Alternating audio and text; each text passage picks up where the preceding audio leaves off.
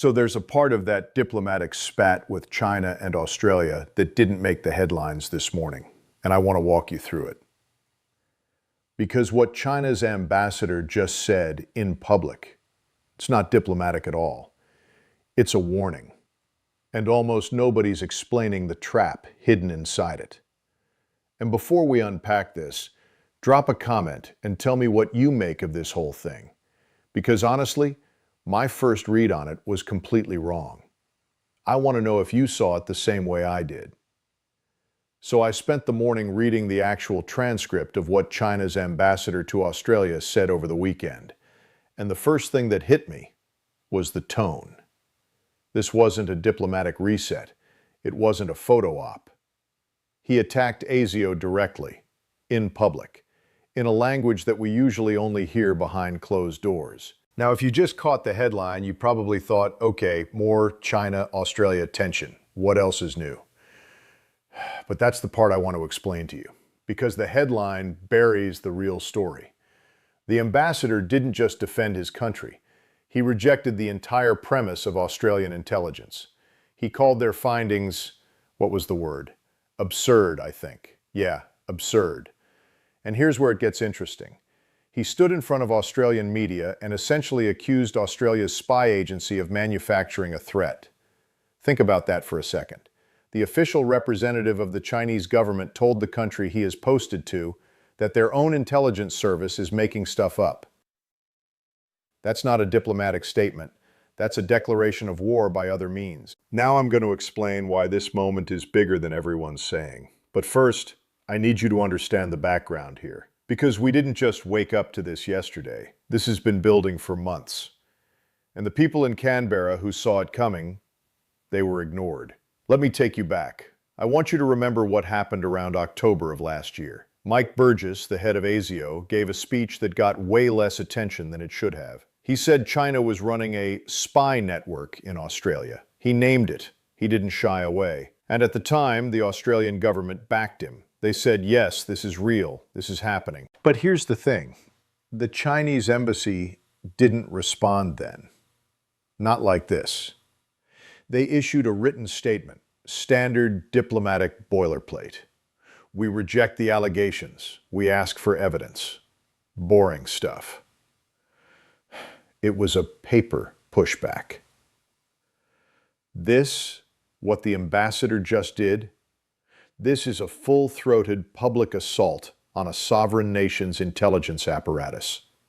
On their turf. That's a huge difference. And if you're asking yourself, why now? That's the exact question I kept coming back to. Why did Beijing choose this moment to escalate? Why not 6 months ago? Why not wait until after the election cycle? There's a reason. Let me walk you through what I've found. Over the past 4 months, there have been at least, I think I counted, 6 separate announcements from the Chinese government about Australia. They blocked Australian coal. They stopped buying Australian wine. They slapped tariffs on barley. I mean, it was a steady drumbeat of economic pressure. And every time, Australia said, we're standing by our security assessments. We're not backing down on ASIO's findings. So the ambassador was basically told, okay, the old strategy isn't working. Soft pushback doesn't move the needle. You can't bully Australia through trade alone anymore. They're not flinching. So they decided to change the tactic. They decided to target the messenger. They went after the credibility of ASIO itself. They're trying to make the Australian public doubt their own spy agency. And I gotta be honest with you, that is a dangerous play. It's the kind of move you make when you're not looking for a resolution. You're looking for a fight. You're looking to delegitimize the institutions that stand between you and the influence you want. Now, the Australian media reaction, and I went through a lot of it this morning, the Australian, the Age, the ABC, they're all calling for the ambassador to be formally rebuked.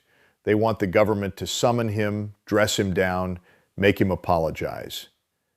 But I want to tell you why that's probably not going to work. Because that's exactly what Beijing expects. Think about it. If the Australian government summons the ambassador, it gives him a bigger platform. It validates the fight. It turns a minor diplomatic incident into a major confrontation. And the Chinese playbook for the last 10 years, they want the confrontation.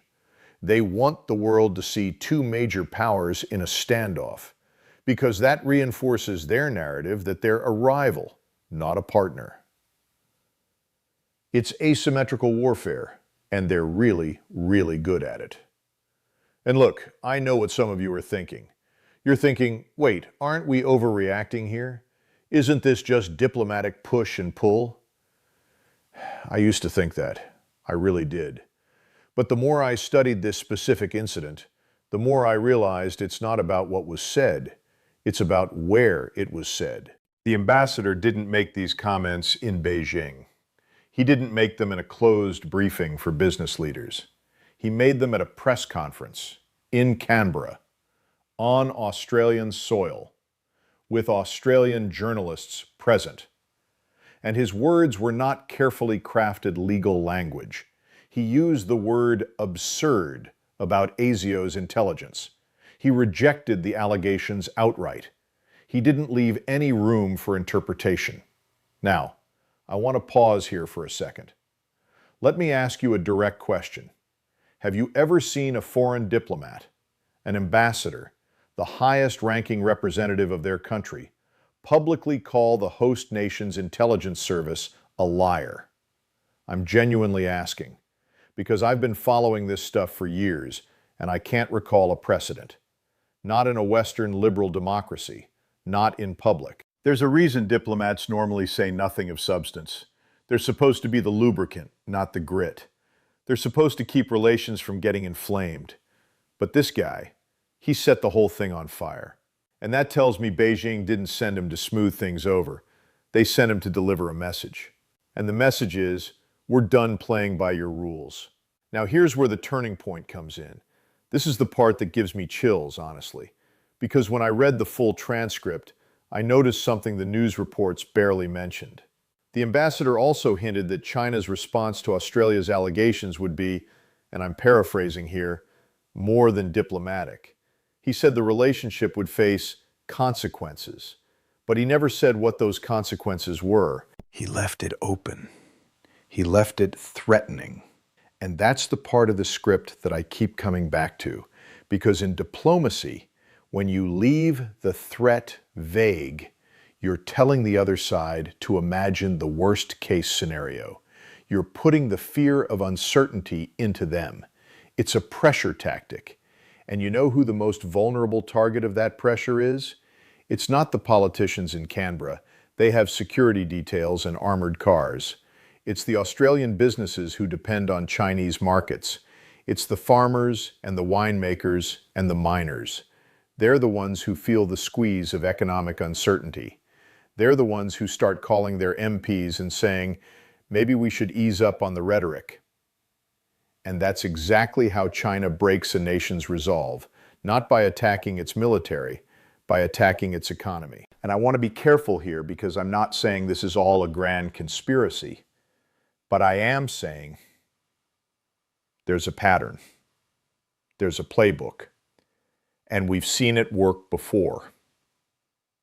Actually, we've seen it work in Australia before. Do you remember when Australia banned Huawei from its 5G network?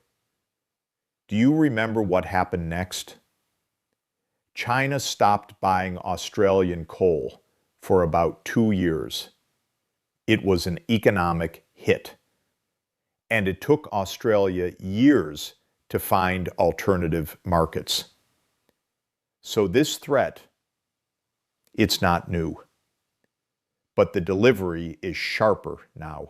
Let's talk about the politics inside Australia for a minute, because this is where it gets really messy. The current government in Canberra is trying to walk a tightrope. They're trying to maintain security ties with the United States and its allies. They're trying to keep the AUKUS submarine deal on track. But they also have to manage the economic relationship with China. And the ambassador's comments just made that balancing act 10 times harder. If the Australian government rebukes him, they look tough. They look like they're standing up to China. That's good for domestic politics, especially with an election coming. But if they rebuke him too hard, they risk triggering actual retaliation. Trade restrictions, investment freezes, the kinds of things that voters feel in their pocketbooks. So they're stuck. They're damned if they do, damned if they don't. And you know what the Chinese ambassador knows? He knows that. He's a professional. He understands the political calendar. He understands that Australian politicians are terrified of looking weak on national security, but also terrified of losing business. So he's exploiting that vulnerability. He's driving a wedge right through the center of Australian political discourse. And I think we have to ask ourselves, as observers of this, what does this say about the future of the U.S. alliance in the region? Because Australia is a key partner for America. They're the linchpin of American strategy in the South Pacific. If China can destabilize Australian politics, if it can make Australia question its own intelligence, if it can make Australian voters doubt their own government's competence, that's a strategic victory for Beijing. And it costs them nothing. Now, the markets haven't reacted much yet. I checked the currency pairs this morning. The Aussie dollar was steady. The stock market didn't crash.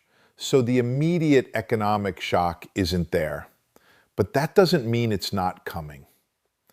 The financial world is watching. The big international investors are looking at this and seeing political risk. They're calculating whether Australia is still a safe place to park capital.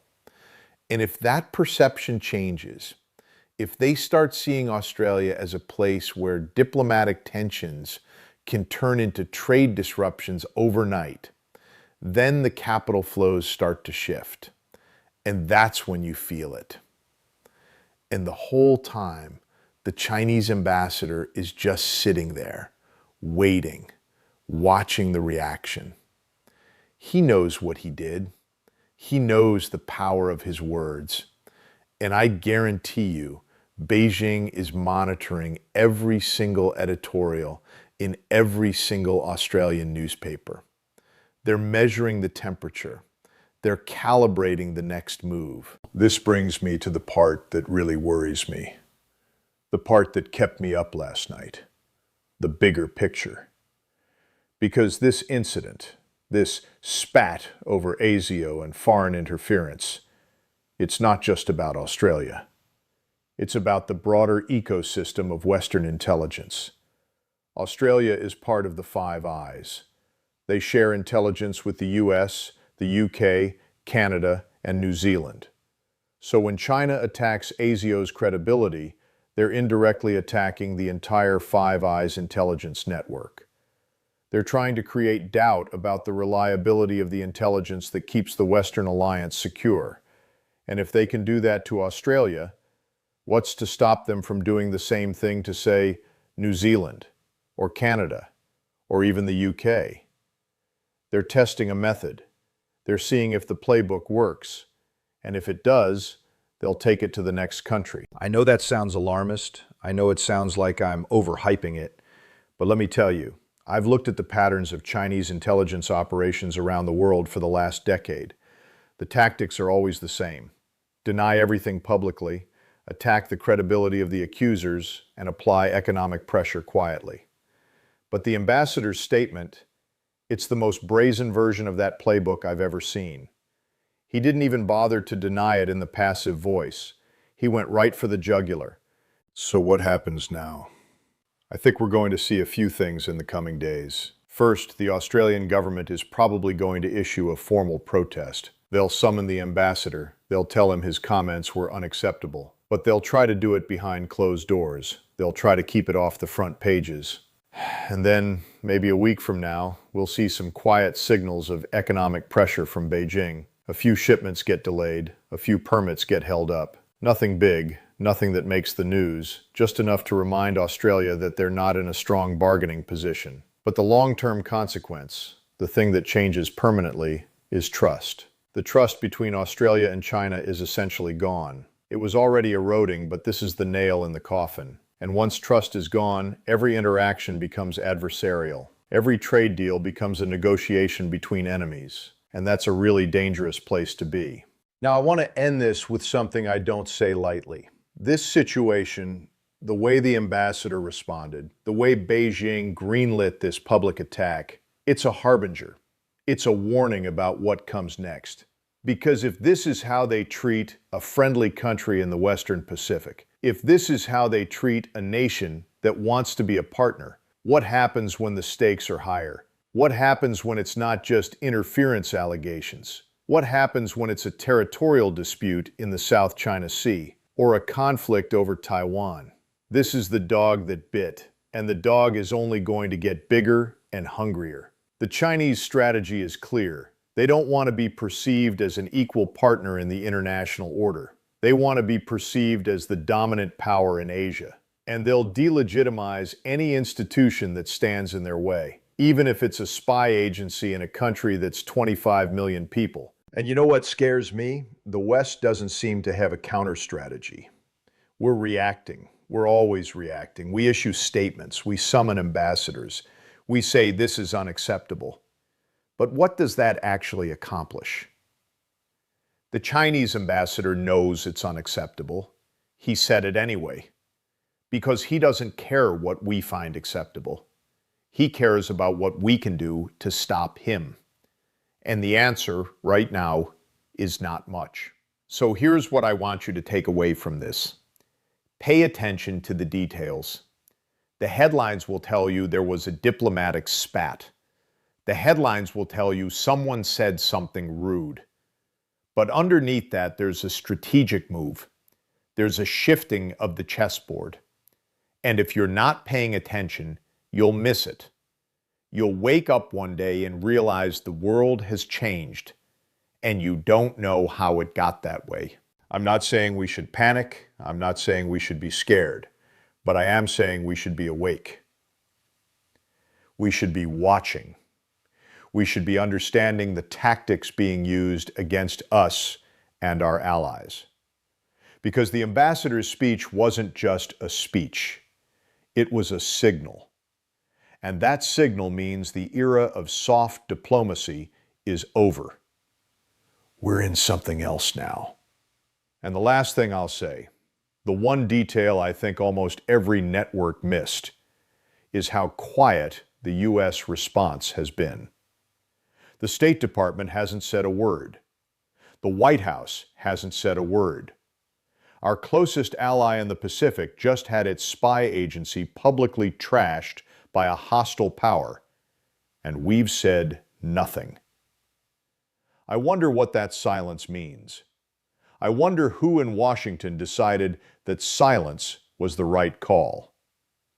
And I wonder how long that silence is going to last. Because silence in a moment like this is a form of consent. It's a form of giving up the fight. And if that's the strategy, if that's the play, then we need to know. We need to understand why. So I'll leave you with this one question, and it's the only question that really matters in all of this.